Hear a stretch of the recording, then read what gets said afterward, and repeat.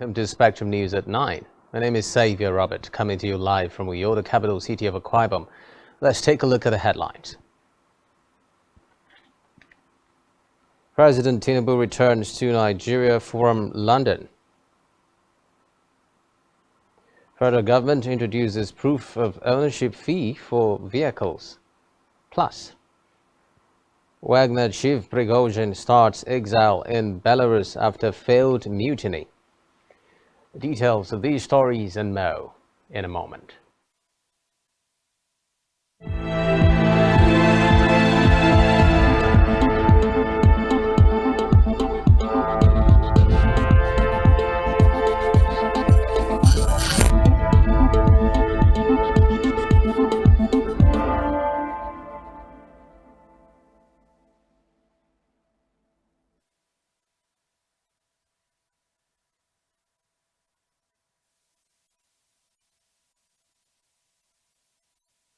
First in the news tonight, Nigeria's leader, President Bola Tinubu, who today arrived at the Murtala Mohammed International Airport in Lagos from London, United Kingdom, arrived at exactly 5:13 p.m. He was received by supporters and high-ranking members of the All Progressives Congress APC. Also, the president was welcomed by colorful members of the Presidential Guards. The president had, on June 22, made his first official trip overseas after his inauguration as Nigeria's new leader on May 29, 2023. Tinubu was in Paris, France, alongside world leaders like French President Emmanuel Macron for the new Global Financial Pact Summit held at Palais Brognac. It would be recalled that his spokesman, Dele Alaki, said in a statement last Saturday that his principal will be back in Nigeria for the Eid al-Kabir festivities after the two-day summit. The president proceeded to London, United Kingdom, for a short private visit. Meanwhile, President Tinubu has said his administration would work closely with the National Drug Law Enforcement Agency (NDLEA) and its international partners to fight the menace of drug abuse. He urged stakeholders to take a people-centered approach in addressing drug addiction, saying addicts are also humans who deserve understanding and support to recover from the downward path of drugs. Tinubu said in his opening address at the national conference to mark this year's International Day Against Drug Abuse and Illicit Drug Trafficking at the State House, Abuja. The president, who was represented by the Secretary to the Government of the Federation, Judge Akume, said interventions to address drug abuse, drug use, and its associated consequences must recognize the individual and address the social stigma that comes with the menace. In another development, former President Muhammadu Buhari has said that leading a country like Nigeria is one of the hardest challenges in life. Buhari, who stated this in his Salam message via a statement issued by his spokesman Garba Shehu, saluted Muslims as he wished them a happy Eid and to those on pilgrimage, Hajj Mabrur, and a safe return home. The former president in his message urged Nigerians to fully support the administration of President Bola Tinubu to succeed. Away from that, the federal government has started the issuance of Proof of Ownership Certificate (POC) for all categories of registered vehicles nationwide. Unveiling the new policy at the Bagoda Cultural Press Center, Aloza, Lagos, the Permanent Secretary, Ministry of Transportation, Abdul Hafiz Toriola, said the certificate, which will come into force in the state in July, will be part of requirements to be renewed annually.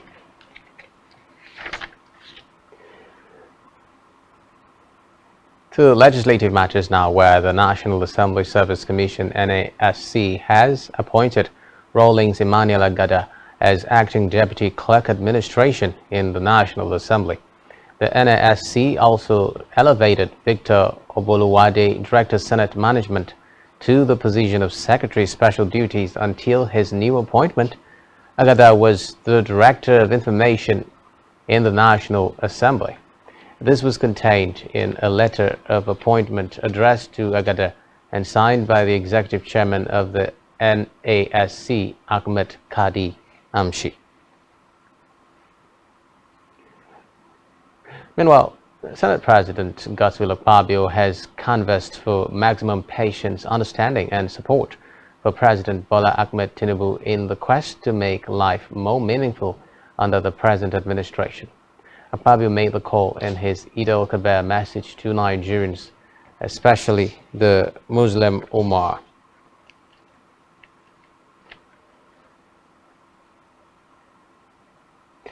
In the meantime, Speaker of the House of Representatives Tajuddin Abbas has urged Nigerians, especially the Muslim faithful, to use the occasion of the Eid al-Kabir to pray for the success of President Bola Tinubu's administration. Abbas also asked for the prayers as well as moral and spiritual support for all elected and appointed officials across the country. The Speaker congratulated Muslims on the occasion of this year's Eid al-Kabir, urging Nigerians to pray for the unity, peace and progress of the country.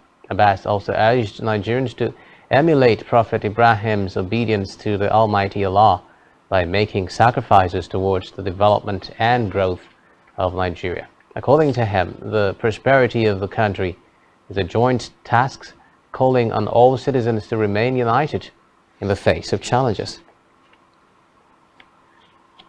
On electoral matters now, the European Union EU Election Observation Mission has presented its final report on this year's general elections to the Independent National Electoral Commission (INEC). According to a post on the electoral body's Twitter handle, the EU mission was received by the INEC chairman, Mahmoud Yakubu, and the national commissioners of the body. It noted that while the EU acknowledged that the election took place as planned, it had operational failures which challenged the right to vote, contributed to the reduced trust in the process. Recall that the EU had on February 27, 2023 revealed in its report that lack of transparency in the conduct of the 2023 general elections deflated public trust in INEC. In a separate development, the National Emergency Management Authority (NEMA) in Calabar has sought for more collaboration with the Nigerian Navy (NNS) in the area of disaster management. In a statement read by the Acting Base Information Officer, Chris Gaga, the NEMA Director General Mustafa Ahmed made the appeal through a delegation to NNS Victory led by Fortunatus Anyanwu. The Director General expressed the agency's gratitude for the swift response by the Navy during a boat mishap that led to the deaths of some medical students and commended the confidence and capacity of the Nigerian Navy. Ahmed maintained that the Navy remained a critical stakeholder in search and rescue operations, particularly in the maritime environment and other disaster management in the country. To the judiciary now, where the Court of Appeal Calabar Division has upheld the powers of the Federal Road Safety Court to impound the vehicle and impose a fine on an erring motorist, Michael Benson, in Akwa Ibom State. Recall that the appellant Benson, who is also a lawyer in New York, was arrested by operatives of the FRSC on patrol in 2017 for driver's license, vehicle license and tire violations. The operatives impounded his vehicle and placed a fine on him. The appellant, however, dragged the FRC to the Akwa Ibom State High Court in New York, challenging its powers and right to impound his vehicle and called for the enforcement of his fundamental human right. He also demanded to be awarded a sum of 10 million naira as damages. The trial judge, Justice Anyeka Nakpan, dismissed the application for lacking merit, adding that the FRC has the constitutional powers to impound vehicles and fine any erring motorist. Not satisfied with the judgment of the lower court, Benson, however, approached the Court of Appeal to upturn the judgment, but the three-man panel, Justice R.C. Abo, Justice M.B. Barka, and Justice B.B. Aliyu, who delivered judgment, upheld the ruling of the Akwa Ibom High Court. Meanwhile, Justice Chukwujeku Aneke of the Federal High Court in Lagos has adjourned the trial of a former Attorney General of Lagos State, Olasupo Shashore, until October 4 for hearing. The defendant was arraigned by the Economic and Financial Crimes Commission on October 20, 2022 on 4 counts of money laundering. He had pleaded not guilty to the charge and was admitted to bail in the sum of 50 million naira, which with one surety in like sum. Sashore served as the Attorney General of Lagos State and Commissioner for Justice during former Governor Babatunde Fashola's tenure. At the resumed hearing today, Bala Sanga announced his appearance for the prosecution, while Olawale Akoni San announced his appearance for the defendant. Away from that now, the newly appointed service chiefs have promised to respect human rights while discharging their constitutional mandates. The Chief of Defense Staff, Christopher Musa, stated this on behalf of other service chiefs during a visit to the Ministry of Defense in Abuja. Musa, however, said the armed forces under his watch would go about their duties professionally with respect for human rights, urging the citizens to see the armed forces as theirs. The intelligence chief also promised that they would bring about peace that Nigerians would be proud of.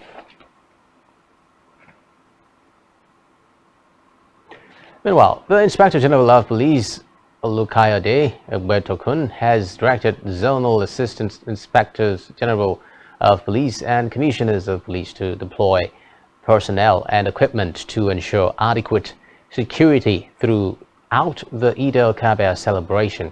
He also ordered them to carry out patrols on major highways, flashpoints, worship and relaxation centers, among others, to have a hitch-free celebration. This was contained in a statement released today by the force spokesperson Muyiwa Adejobi. In a related development, the Commandant General, Nigeria Security and Civil Defense Corps, Ahmed Audi, has deployed 40,000 personnel ahead of the Eid al-Kabir celebration. This was contained in a statement signed by the Corps spokesperson Olushola Odumosu today. According to the statement, Audi charged all heads of formation to leave no stone unturned in ensuring effective security coverage of the country. He urged them to increase their level of vigilance and be highly sensitive to their environment, especially during this festive period. Away from that, Abia State Governor Alex Oti has directed the Accountant General of the state, Njum Onyemenam, to ensure that all verified workers in the state civil service receive their salary for June before Wednesday, June 28. The Chief Press Secretary to the Governor, Kazie Oko, in a statement today cited the governor's promise to pay the monthly salaries of civil servants in the state on or before the 28th of every month. The governor gave the directive after a meeting with the Accountant General and some other senior members of his government. It would be recalled that Governor Oti, in his inaugural speech to the people of Abia on May 29, promised that under his watch, salaries of civil servants will be paid latest 28th of every month. Back here, following the data released by United Nations Office on Drug and Crime in Nigeria, stating that about 14.3 million people aged between 15 and 64 years abuse drugs, residents of Uyo as well as stakeholders have again called on government and law enforcement agencies to curb the menace of drug abuse in the society. Also speaking, the Chairman Association of Community Pharmacists, Akwa Ibom State Chapter, Tony Anderson, said drug abuse has brought a surge in crime rates in the society and charged government, law enforcement agencies, community leaders and individuals to come together to tackle the crisis head-on. Our correspondent, Blessing Dixon, has the details of the story. So it's ravaging us seriously, and we need to come together to fight it. I think part of the problem is the failure of the family and the failure of governance. Those two things are the problems that we have. You see, the young people are frustrated, very, very frustrated. And some of them think it is drug that they can use to soothe their frustration. And it's unfortunate. So there is need for many to know that there's a way out. You know, you just need to sit up and re-strategize, you succeed. Those that are relying on drugs they are not doing themselves good. And sometimes also it's also peer pressure. Others will force them to enter drugs. We have seen that it is not good, and there is need to up the awareness for people to stop it. They take drugs because of their peer groups, the groups they follow, the gangs in school, and what they do. That's the reason why they take drugs. I believe the cause of drug abuse, number one, is bad company. Bad company, and it depends on who you are and the kind of friends that you keep. Number two, a lot of mad people you see sometimes it's because of drugs that they take, and sometimes their brain does not carry what they take. So what I think the government should do about it, like I've heard that they are readying some areas where they do hide and take those things. So I believe if government continue with that, I think the society will return to normal. We are calling on government at all levels to sit up. Government is not serious on this. You know, when government is serious, government is next to God. When government is serious, it will come down. And I can assure you that if we can fight drug abuse to a standstill, then crimes could reduce by as much as 80%. Because you cannot have crime and not have drug abuse. Prevention, people say, is better than cure. All hands must be on deck to ensure that drug abuse is eradicated. In the meantime, residents of Uyo, the Akwa Ibom State capital, have lamented the high cost of transportation due to the fuel subsidy removal by President Bola Tinubu. They said a drop from one distance to the other has increased from 50 to 150 naira, some 100 to 250 or 300 naira, as the case may be. Also, the price of fuel, according to them, increased to 450 naira, 480 naira in most filling stations, some 500 naira.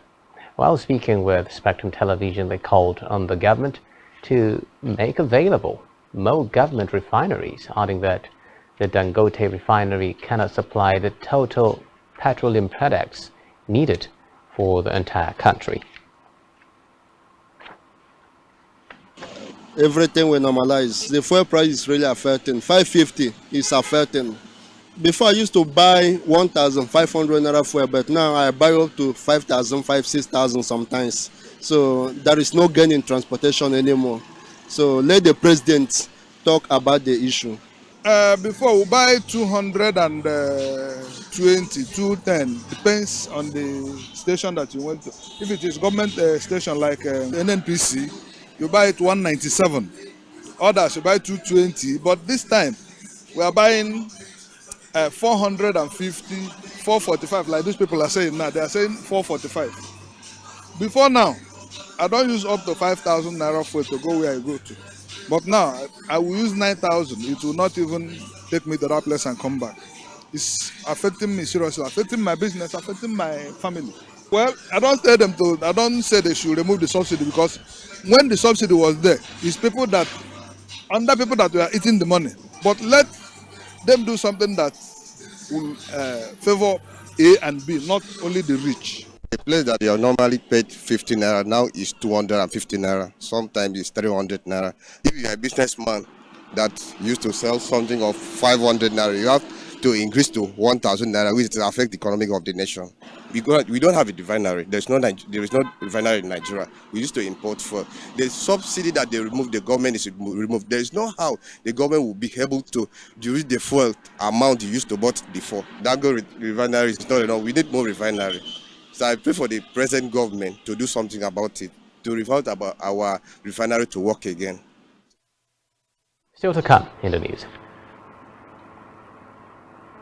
World Bank bags federal government subsidy removal. Do stay with us. Every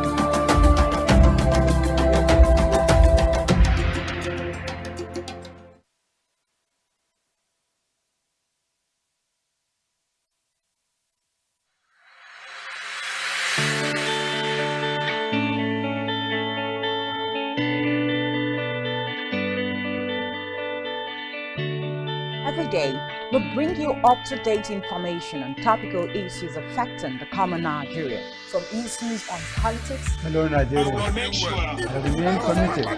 Security,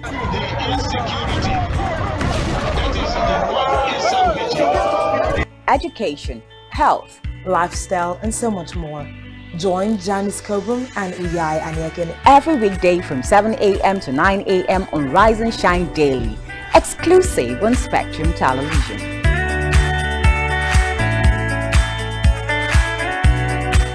One truth not often told is about the transformation that Africa has undergone in recent decades. Africa is shaping its own destiny and should be referred to as the African opportunity. On Spotlight Africa, we paint the African picture the African way, laced with truth, detail, and the color of the African continent. Join Uyai Anyeken every Tuesday and Thursdays at 4:30 p.m. Spotlight Africa, telling the African story.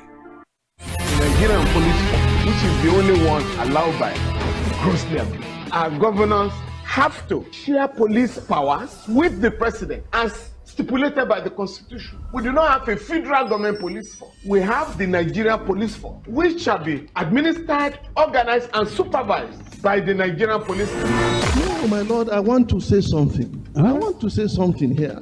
Perhaps it might also enlarge the scope of people who should be invited here for examination. My lord, if we cannot find those who literally murdered Abiola, who are those people who could be said to be the beneficiaries of the death of Abiola? Rogers has linked you with some of the killings he did. He never did.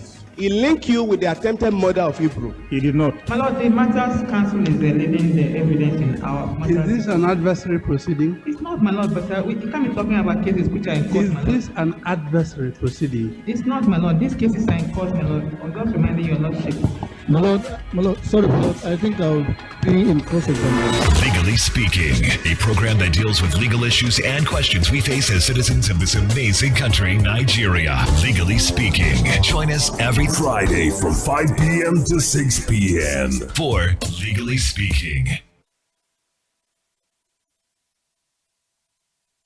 Every society is premised on the quality of relationships forged by its inhabitants. The health of these relationships determines how well people, relationships, organizations thrive and how long they stick together. Join Uyai Anyekan on Connect every Wednesday from 6 p.m. to 6:30 p.m. and on Sunday 2:30 to 3 p.m. on Channel 421 on Star Times to catch all the conversations, interviews, real stories and how to navigate relationships and family life in the 21st century. Real people, real faces, real stories. Connect live on Spectrum Television.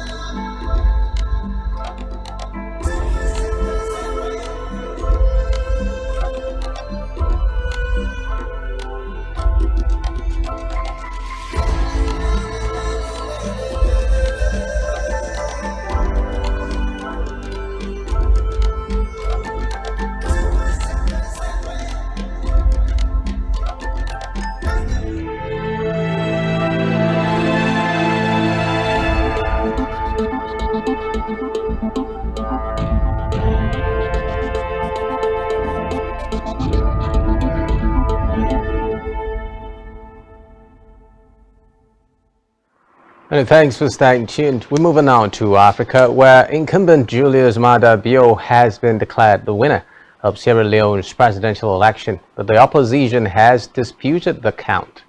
Official figures say that Bio gained 56% of the vote. His main rival, Samura Kamara, trailed far behind with 41%. Reports say about the first tranche of results were released on Monday. Kamara called the outcome daylight robbery. Meanwhile, international election observers have highlighted problems with transparency in the tallying process. The 59-year-old is due to be sworn in for his second 5-year term soon.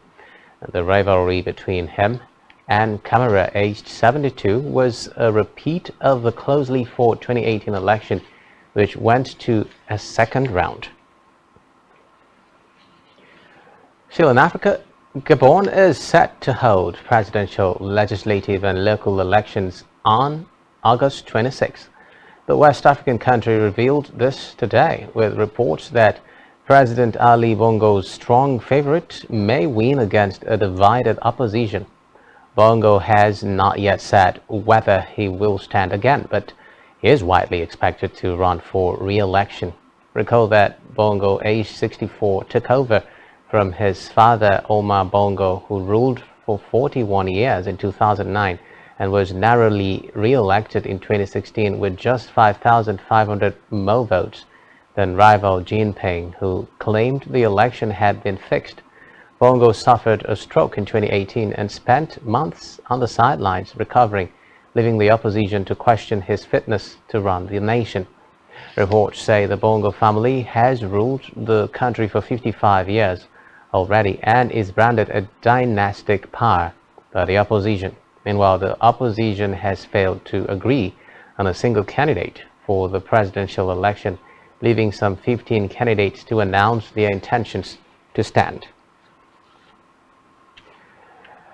In the meantime, France has proposed a draft resolution that the UN and its peacekeeping mission in Mali on Friday. The UN Security Council is due to vote on the resolution on Thursday. It also calls for the withdrawal of all personnel within 6 months. There has long been tension between the UN and Mali's military junta over the presence of the UN force known as MINUSMA. Earlier this month, the Malian Foreign Minister Abdoulaye Diop asked MINUSMA to leave without delay.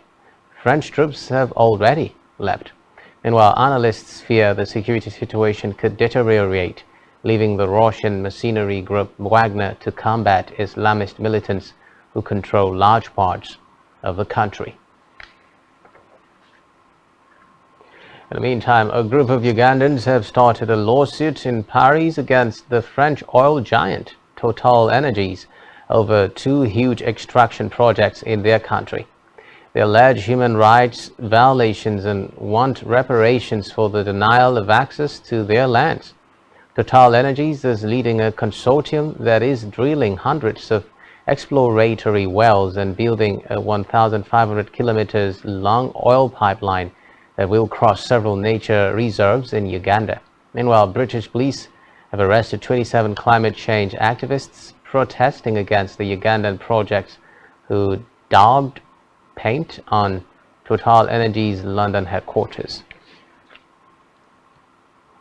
Elsewhere, the Kenyan government has completed the 3rd phase of post-mortems on the bodies believed to be followers of a cult led by Paul Mackenzie Ntenge. The process of exhumation had been halted until there was enough capacity to restore and autopsy more bodies.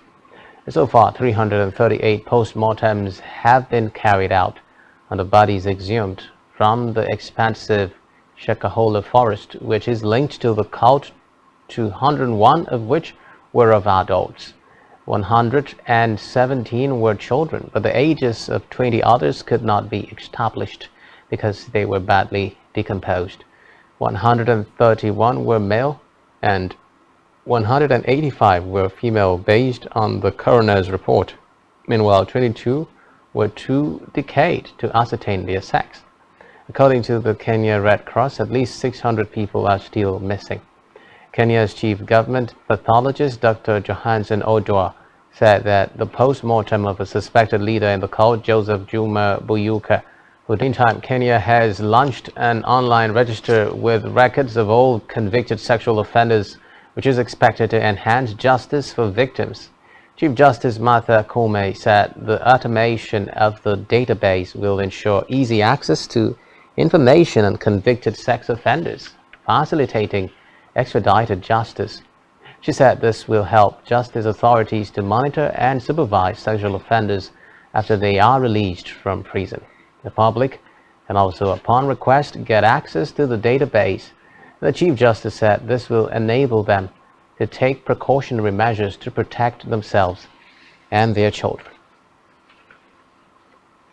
In the meantime, Kenya's opposition leader Raila Odinga called for nationwide civil disobedience in an effort to reverse recent tax increases agreed by Parliament while addressing his supporters in the capital, Nairobi.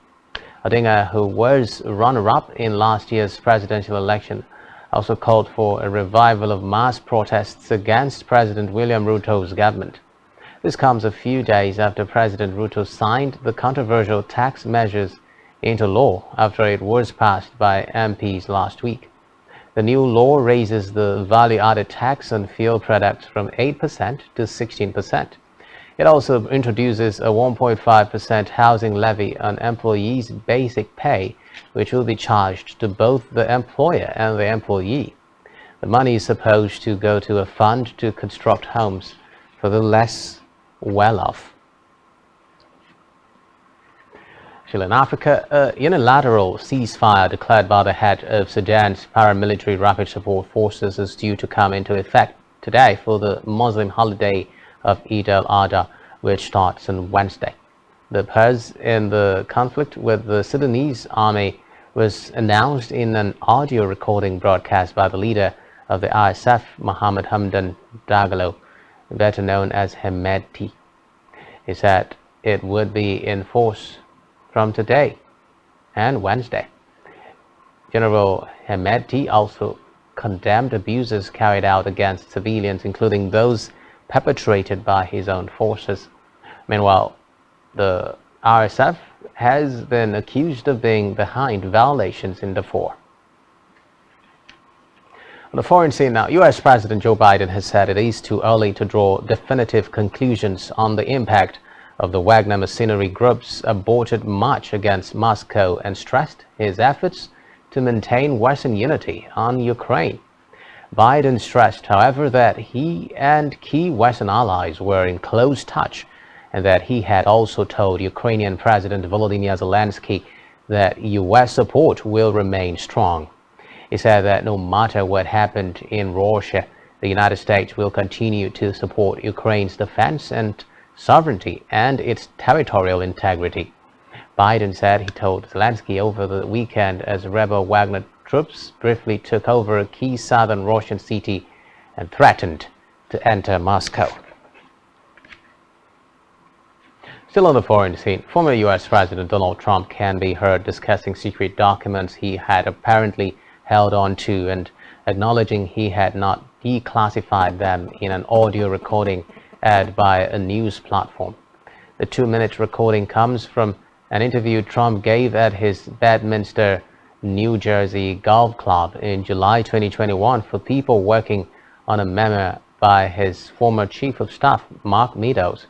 According to reports, parts of a transcript of the recording were cited as evidence in Special Counsel Jack Smith's 49-page indictment of Trump on charges he had mishandled classified documents after leaving office. Meanwhile, the audio file played late Monday and also obtained by newsmen includes a moment when Trump seems to indicate he is holding a secret Pentagon document with plans to attack Iran.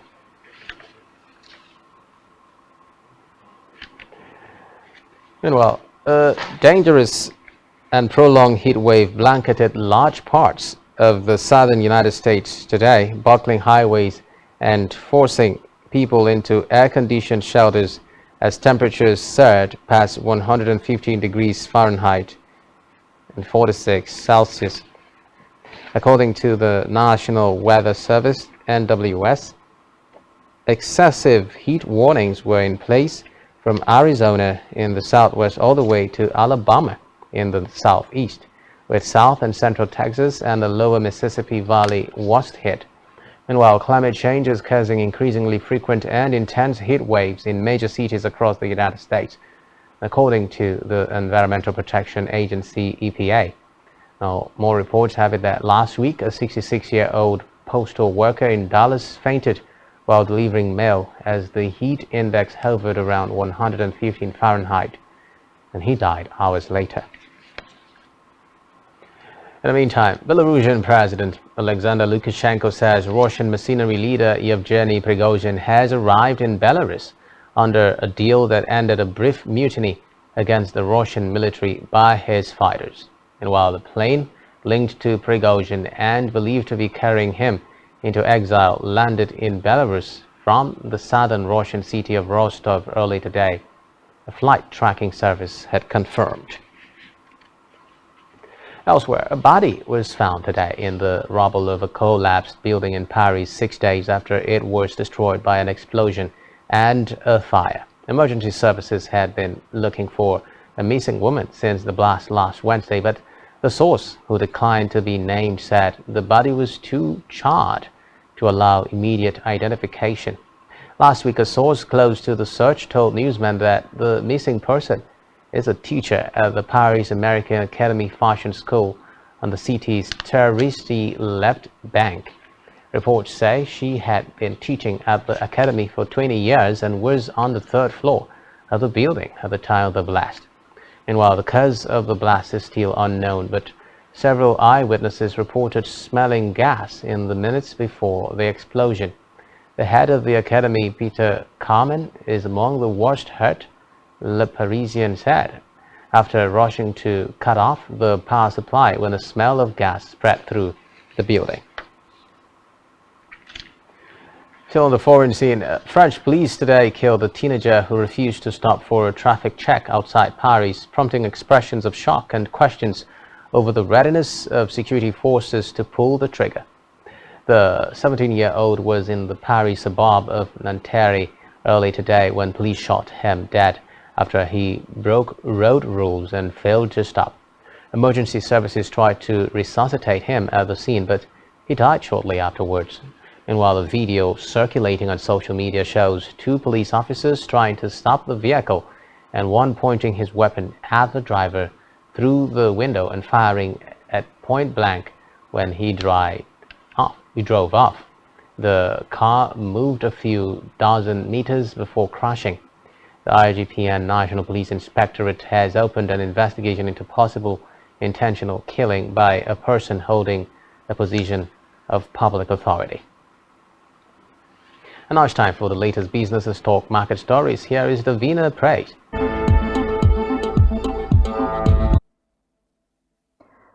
Thank you, Xavier Roberts. Good evening. Government's decision to remove subsidies and unify the country's exchange rate. Nigeria's economy over the past 6 months.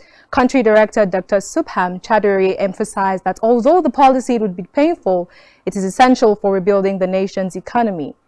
Nigeria's decision to eliminate fuel contraband premium motor spirit, better known as petrol, from Nigeria suddenly doubled. According to reports, black market fuel vendors and commercial drivers in Cameroon, Benin and Togo, who heavily relied on smuggled petrol, formed at official petrol stations where prices are now competitive. To Nigerians telecom operators, the chairman of the Association of their services in Nigeria, Adebayo, said the increase was necessary due to the rise in the cost of operation on the back of a potential Nigeria, Airtel Africa Global discussion with the Nigerian Communications Commission. At the end of today's trading session on the Nigeria deals, corresponding to a market 5 basis points, 38% improvement of the Nigerian stock in trading, ending at 3 naira 15 business and back. WTA, stay with us. So staying tuned, we now link up with where both men and women feature 7 of the 10 1,500 separately committed out over 2 weeks. Fans at VIP guests in hospitality areas will be spent per year. However, and the real 2016, FIFA changed its policy. PSG forward Kylian Mbappe has been linked to the move to Liverpool, are willing to disburse. Mbappe joined PSG from Monaco in the summer of 2017. PSG won linked with a move for Leicester City's forward Kelechi Iheanacho. Roma's general manager Thiago Pinto flew to London. Dhaka looking to move away from the English club after they continue to seek attacking reinforcement. That's it on sports. My name is Isaac.